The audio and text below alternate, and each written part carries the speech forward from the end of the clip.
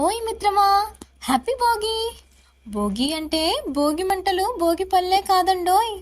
ఆ రోజు బొమ్మల కొలువు కూడా స్పెషలే. కానీ చాలామందికి దాని గురించి తెలియదు.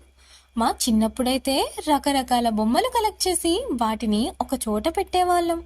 దాన్ని బొమ్మల కొలువు అంటారు. ప్రతి ఇయర్ భోగికి ఒక కొత్త బొమ్మని బొమ్మల కొలువు కలెక్షన్లో యాడ్ చేసేవాళ్ళం.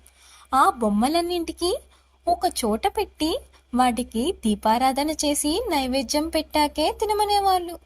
ఇంకా ఈవినింగ్ అందరినీ పిలిచి పేరంటం చేసేవాళ్ళు. మా ఇంటి పేరంటం అయ్యాక అమ్మమ్మతో కలిసి ఇతరుల ఇళ్ళకి బొమ్మలు చూడడానికి వెళ్ళేవాళ్ళం. వాళ్ళు చిన్న చిన్న బొమ్మలు రిటర్న్ గిఫ్ట్గా ఇచ్చేవాళ్ళు. అది తీసుకుని మురిసిపోయేవాళ్ళం. ఏ మాట కామాట ఆ బొమ్మలు కలెక్ట్ చేసి ప్రౌడ్గా అందరికీ డిస్ప్లే చేసి దాచుకునేవాళ్ళం. అందరి బొమ్మల కొలువులు చూడడానికి భలే ముచ్చటగా ఉండేది. అమ్మమ్మతో బొమ్మల కొలువు ఎందుకు అని వేసిన క్వశ్చన్కి ఆవిడ ఇలా రీజన్ ఇచ్చిందండోయ్. మనం పెట్టే ఒక్కొక్క బొమ్మ మన ముందు తరంలో ఒక్కొక్క పిల్ల అని, ఈ సెంటిమెంట్తోనే అందరం అది చేసుకుంటామనింది. ఏదైతే ఏంటి, రకరకాల బొమ్మలు చూడ ముచ్చటగా ఉండేది. సరే మరి, మా బొమ్మల కొలువుకి వేలయింది, ఇక వెళ్ళొస్తాం.